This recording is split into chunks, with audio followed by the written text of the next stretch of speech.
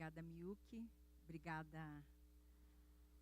Muito bom estar aqui com a igreja, ver a igreja cheia.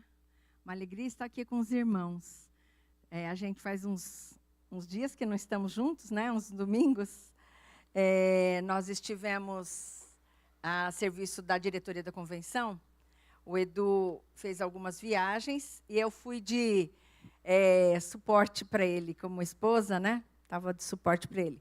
Nós estivemos 2 domingos lá no Rio de Janeiro e com os irmãos fomos por causa da inauguração do novo local do trabalho lá em Ilha do Governador.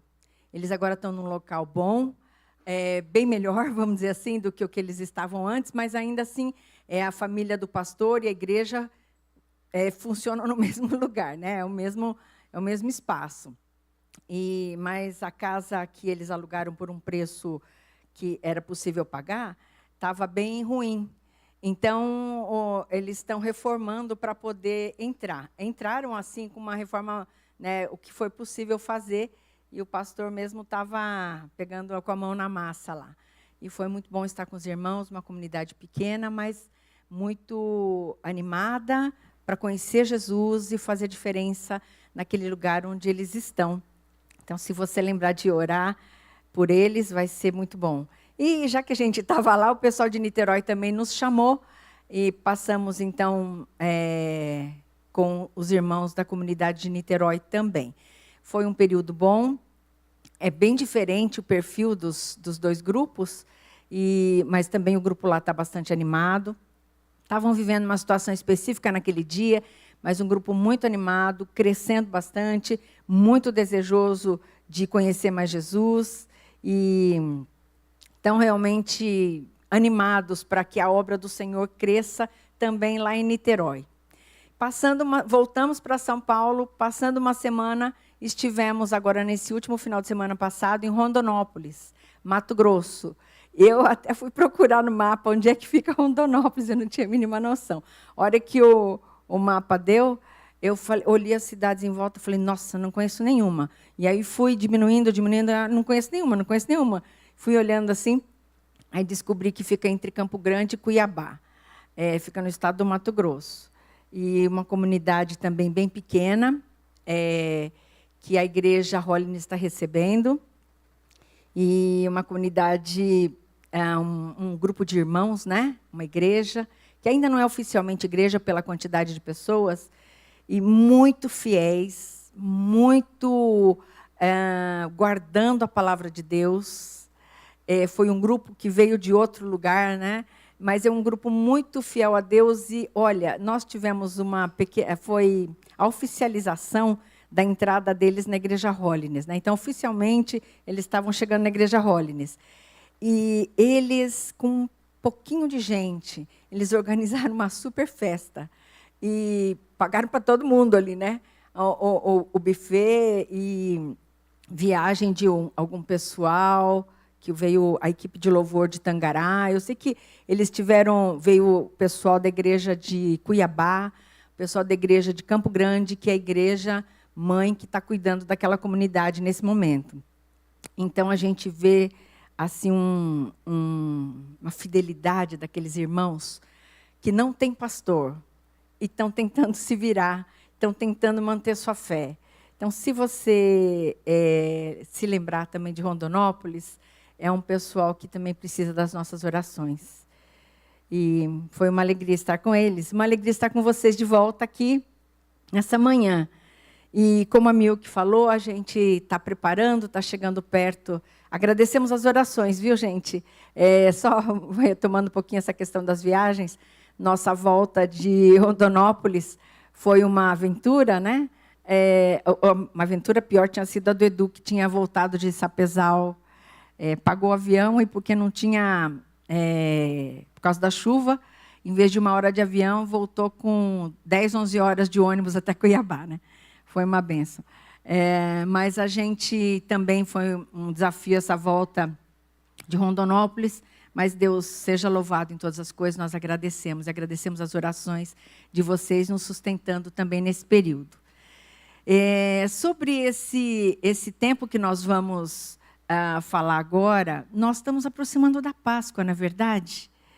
E alguém disse que Páscoa é o evento mais importante para os cristãos.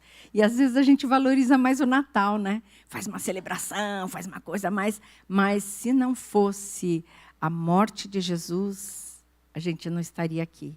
E se não fosse a morte de Jesus, a gente não teria sido curado de tantas coisas, teria várias coisas na vida colocado no lugar por causa de Jesus, né? Mas a gente vê que cada um está se preparando de uma maneira, né? E como está sendo a sua atitude diante da cruz ou diante dessa Páscoa? Eu sei que tem gente comprando bastante ovo de Páscoa. Eu vi na TV gente que está fazendo amigo de chocolate. Vamos esconder chocolate para as crianças acharem. Algumas coisas. Mas e a gente? Como a gente, cristão, deveria se preparar, ou poderia se preparar para esse evento tão significativo no calendário cristão? Hoje, para alguns comentam como, alguns se referem como Domingo de Ramos. Porque um domingo que antecedeu a Páscoa, Jesus estava entrando em Jerusalém, se preparando para a Páscoa. E o povão ali, o povo, quando ele entrou num jumentinho. Lembra dessa história que você leu na Bíblia? E quando Jesus entrou, as pessoas colocaram ramos de palmeira, ramos de árvore e mantos, que era como eles recebiam os reis. E falavam: Hosana, bendito que vem em nome do Senhor, bendito é o rei que vem em nome do Senhor. Receberam Jesus com alegria, porque os reis vinham montados a cavalo bonito, né? Mas Jesus veio num jumentinho. Mas eles fizeram isso. E o texto de hoje está em João 19. A gente não vai ler, porque é um texto bastante grande, que eu lendo com a campanha dos jovens, essa semana a gente leu João 19, não é verdade? E no versículo 37, diz assim, e outra vez diz a Escritura, olharão para aquele a quem traspassaram. Aqui no 19, capítulo 19, fala um pouquinho desses eventos que antecederam a cruz, a crucificação, e um pouquinho a crucificação na perspectiva de João. Mas por que tem que acontecer isso? Deixa eu só fazer um resgate. Por que foi... por que precisou? Por que Jesus precisou morrer? Por que aconteceu tudo isso? Obrigada aí o pessoal que está passando os olhos em João. Vai ser muito bom, viu? A gente vai poder passar por isso. Quando o povo de Israel, no Velho Testamento, você tinha um pecado, você tinha que levar um animalzinho, uma ovelhinha, sem defeito, e ela, matando aquela ovelhinha, aquele sangue pagava a sua dívida de pecado. Tá certo? E aí, o povo, isso porque quando o povo também era escravo no Egito, como que eles vão sair?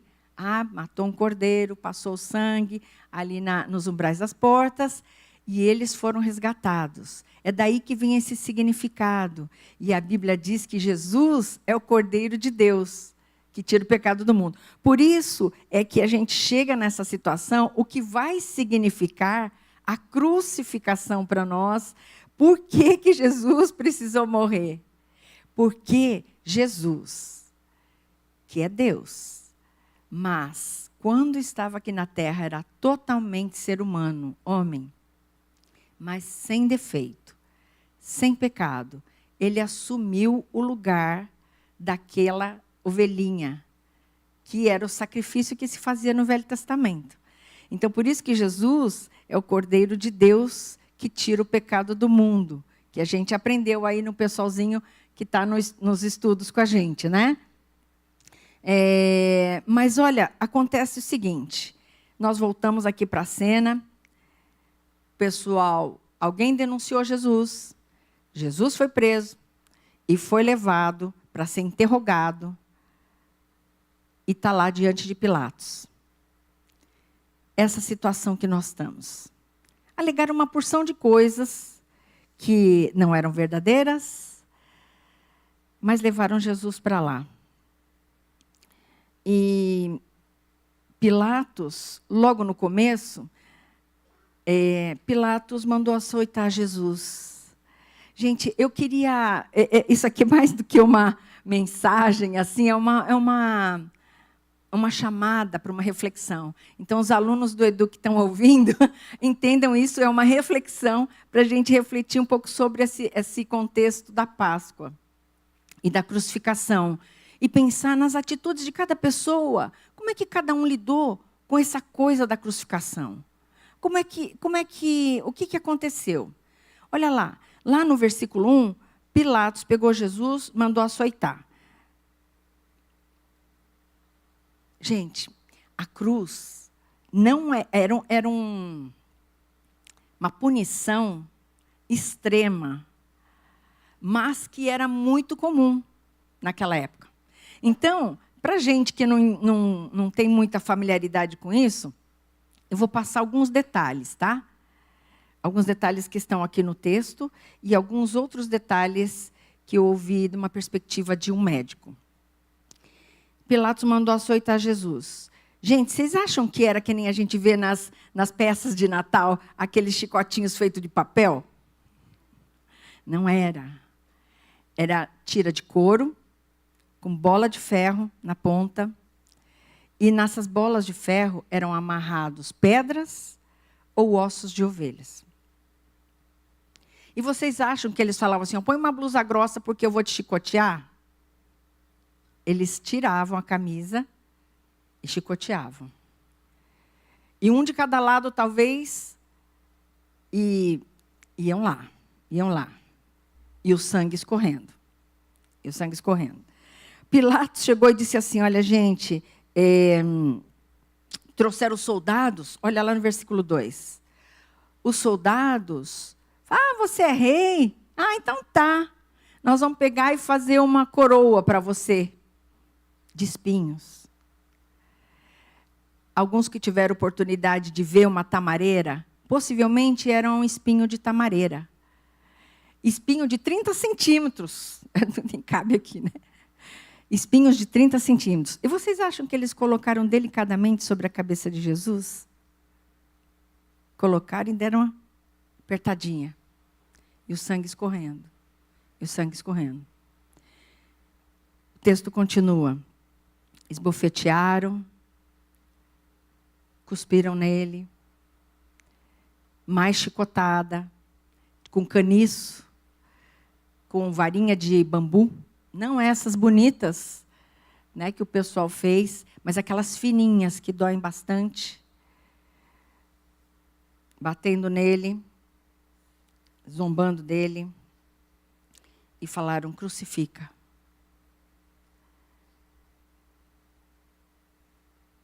Jesus, lá pelas tantas, estava cansado, julgamento já de dia anterior,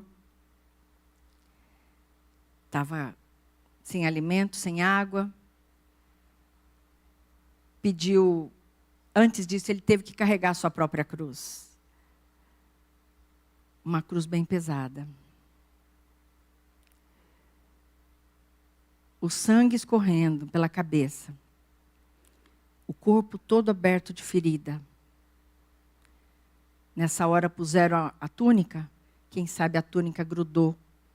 E o sangue coagulou junto com a túnica, grudou no corpo. Em cima disso a cruz. Sabe por quê? Porque Jesus, aquele cordeiro, que veio pagar nossa dívida.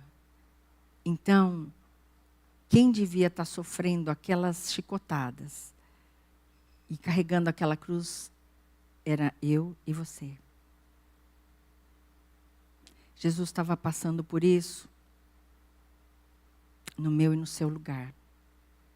Era gente que era para estar lá.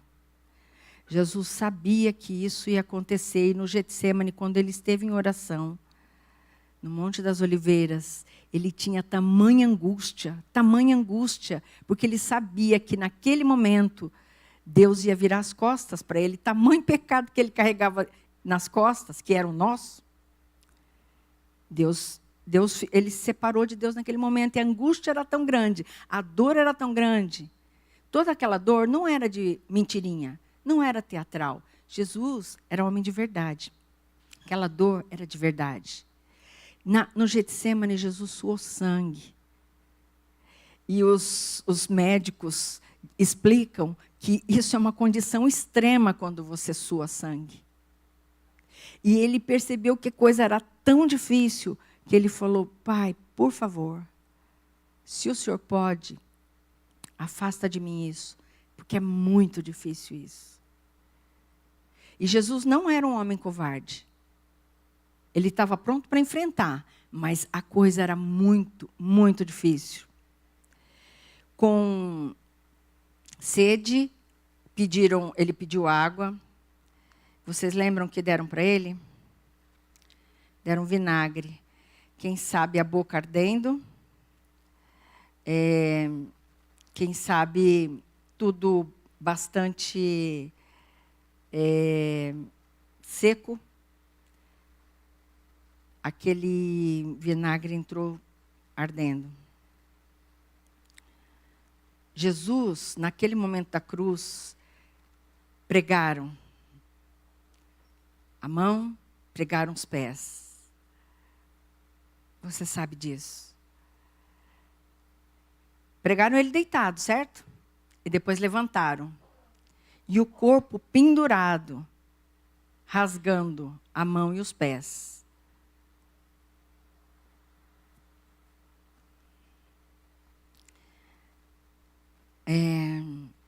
Os médicos falam assim, que ele começou a ter falta de ar. Tem uma porção de coisas, nos termos médicos, descritos porque ele estava passando falta de ar, que eu não vou entrar em detalhes. Mas ele não estava conseguindo respirar na cruz.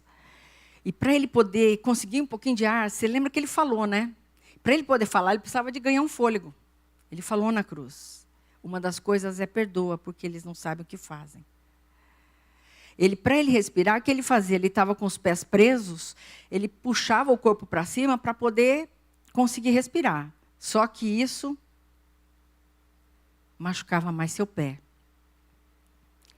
Ele estava sufocado, e os pregos que entraram nos seus nervos, os médicos falaram alguma coisa como, é como se fosse, os músculos começam a contrair, eles falam dos deltoides, dos bíceps, ficaram levantados, os dedos se encurvam de tanta dor, que era como se ele tivesse atingido por um tétano, e eles chamavam isso de tetania. Os músculos do abdômen também se enrijeceram em ondas imóveis, e também as costelas, o pescoço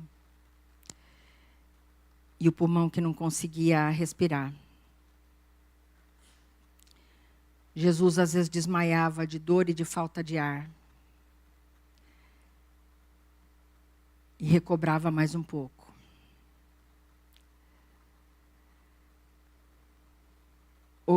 As pessoas daquela época faziam morte de cruz porque era uma morte lenta e bastante dolorida. Então, às vezes, para apressar a morte, eles quebravam alguns ossos, que não foi preciso com Jesus, que ele morreu antes disso, né? Imagina, você está todo ferido,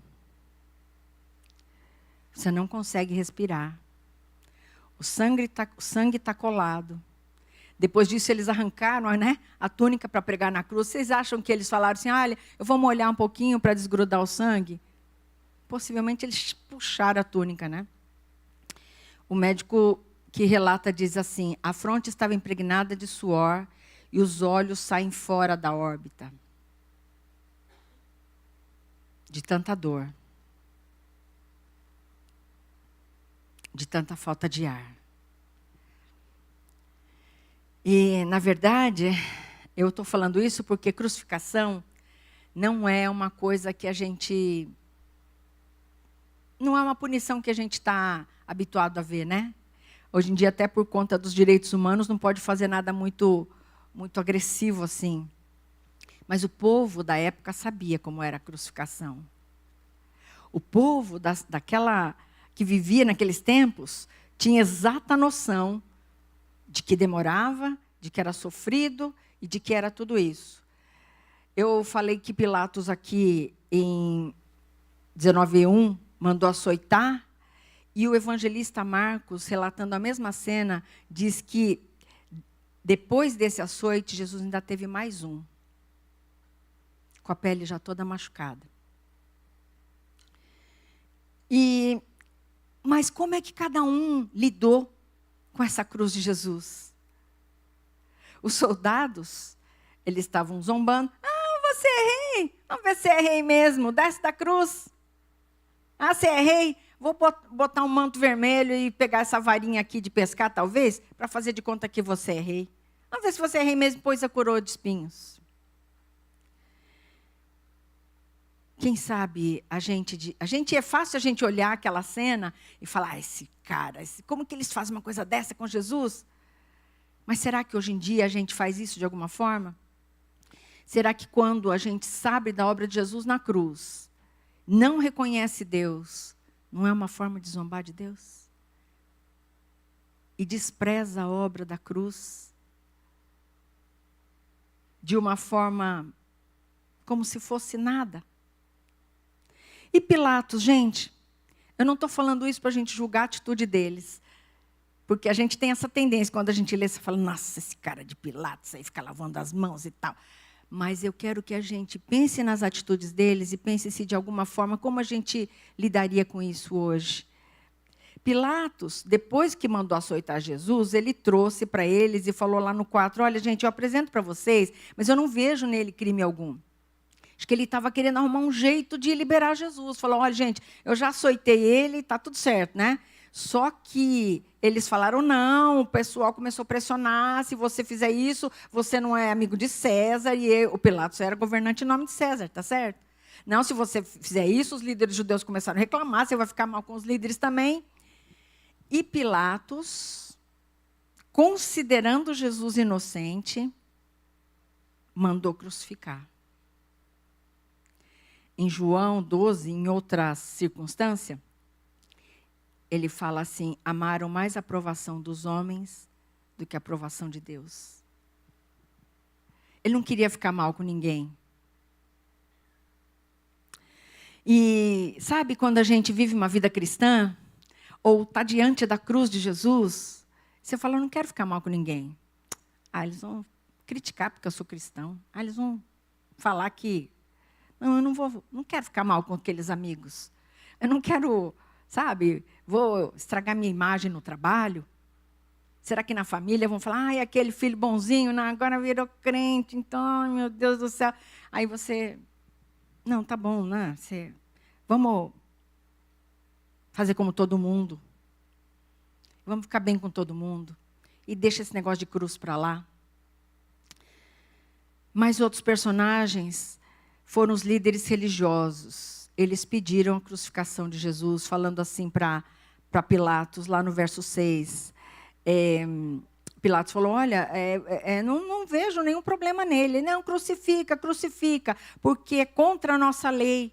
Mas a lei deles era lei religiosa. O que tinha a ver com uma lei civil que Pilatos era o governador nessa parte, não da parte religiosa, tá certo? Mas os líderes religiosos começaram a manipular esse discurso para pressionar. E, passando a história mais adiante, depois eles subornaram os guardas, você pode ler em outros evangelhos, subornaram para dizer que Jesus tinha sido roubado o corpo e ele não ressuscitou coisa nenhuma. Mas eles procuravam o tempo inteiro motivos para acusar Jesus. Sabe? Ter Jesus reconhecido como Deus, Senhor e Salvador, ameaçava os interesses políticos deles, né? Quem sabe a estabilidade do seu sistema religioso.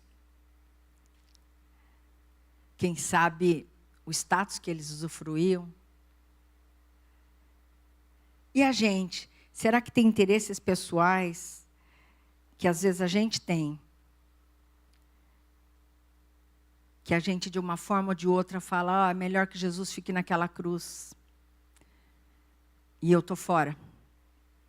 Porque eu não quero perder o controle da minha vida. Esses líderes nem existem mais. Eles nem estão mais naquele poder. Não sei se valeu a pena para eles. Jesus carregou sua cruz. No fim de João 19, você vai ver José de Arimateia e Nicodemos, que tinham... Nicodemos procurou Jesus de noite, escondido, queria ser cristão, mas não queria que todo mundo soubesse, porque, né, tal, ele era também um líder influente. O José de Arimateia também era um homem muito rico. Mas eles arriscaram a sua pele, e depois que Jesus foi crucificado, foram pedir o corpo de Jesus. De alguma forma, afirmando que tinham ligação com Jesus. Arriscando sofrer consequências por isso. E a multidão, gente, a multidão que no domingo de Ramos recebeu Jesus como rei. Hosana, bendito que vem em nome de Jesus, do Senhor. Bendito rei, algumas versões, alguns evangelistas falam. Colocando palmas, recebendo com louvores Jesus. Quem sabe, dentre esses, tinham vários que quando estavam com fome, comeram do pão e do peixe que Jesus multiplicou e alimentou. Quem sabe? Quem sabe dentre aqueles, tinha alguns que tinham algum problema de saúde e foi curado por Jesus. Quem sabe? Quem sabe? Dentro de nós tem pessoas que Jesus alimentou, cuidou em momentos difíceis, nos curou. E como a multidão a gente diz, crucifica.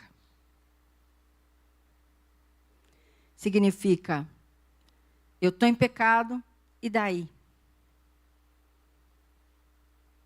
Crucifica de novo Jesus. Eu não vou sair do meu conforto. Eu não quero perder o controle da minha vida. Então, crucifica Jesus.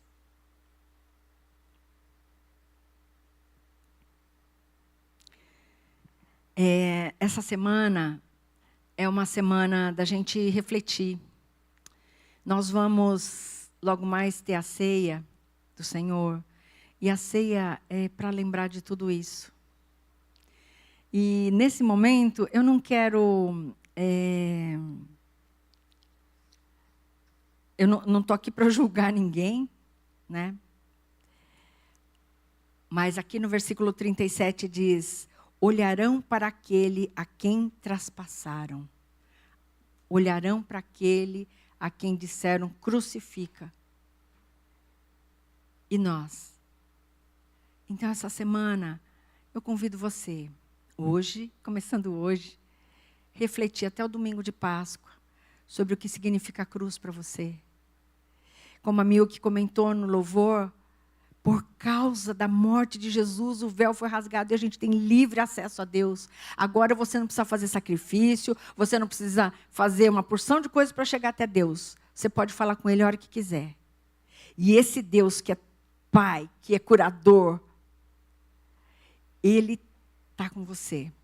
E assim como Milk, na hora que eu estava preparando também a mensagem, lembrei das pessoas que estão sofrendo, especialmente de doença, mas sofrendo bastante. E eu queria dizer que Jesus está junto com você na sua dor.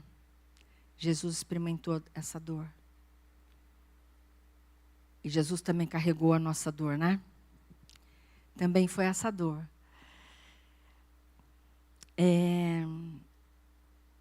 Que o Senhor nos ajude a não olhar para Jesus e para a cruz de maneira leviana, de maneira barata.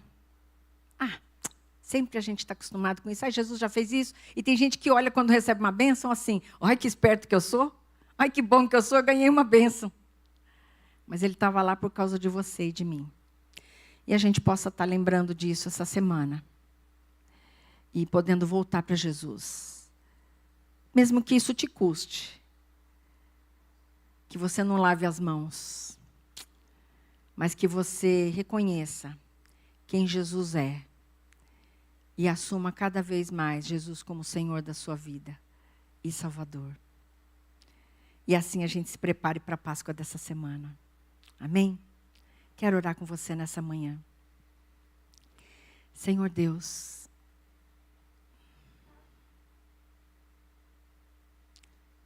dói demais ver a crucificação de Jesus por causa do meu pecado.